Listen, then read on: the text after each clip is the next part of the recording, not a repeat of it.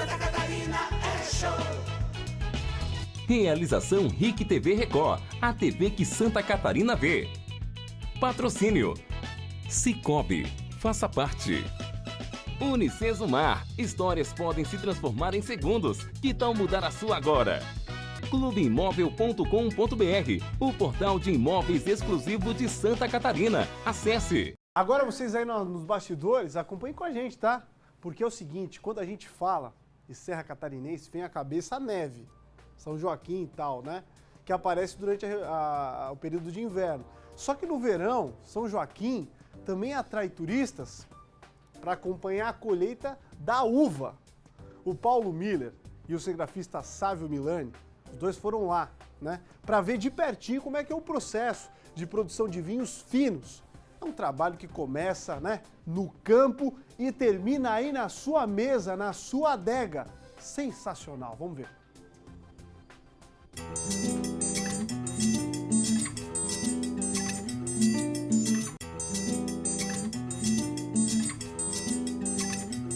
A colheita da uva em São Joaquim, na Serra Catarinense, está a todo vapor.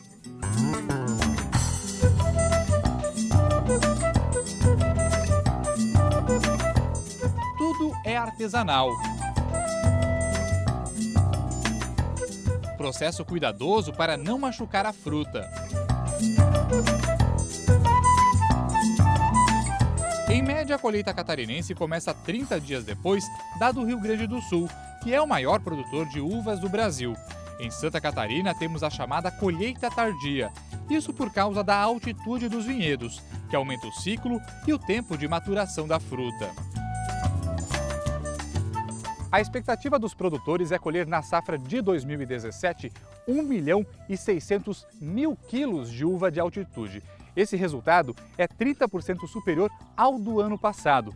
Mas olha só, até 2018, os vitivinicultores de Santa Catarina pretendem explorar todo o potencial dos vinhedos aqui do estado, que é de 2 milhões de quilos de uva.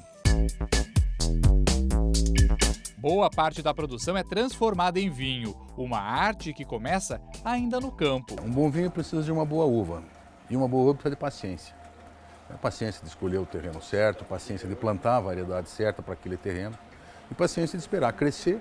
Né? No caso dos vinhos tintos, entre plantar e o vinho estar disponível no mercado, vão 7 ou 8 anos.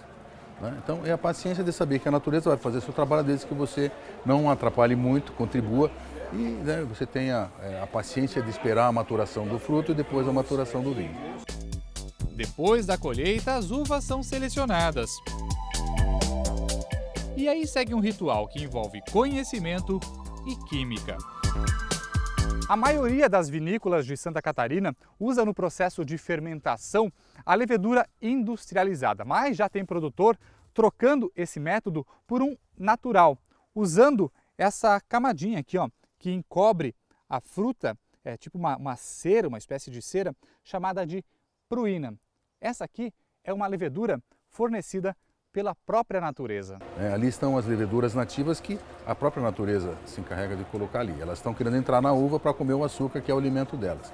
Quando você faz a fermentação natural, você aproveita essas leveduras para que elas, dentro do tanque, dentro de um ambiente bastante limpo, né, extremamente higienizado, que elas possam fazer seu trabalho sem interferência de conservantes, sem interferência de bactérias. Você tem leveduras, uma coleção de leveduras, são diversas, que vão trabalhar em conjunto, transformando aquele açúcar, mas cada uma agregando uma pequena diferençazinha no vinho, um aroma sutil, um gosto sutil, tornando o vinho muito mais interessante.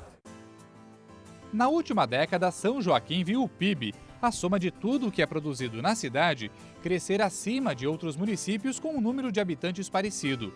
O valor saltou de 170 para 608 milhões de reais, quase 4 vezes mais.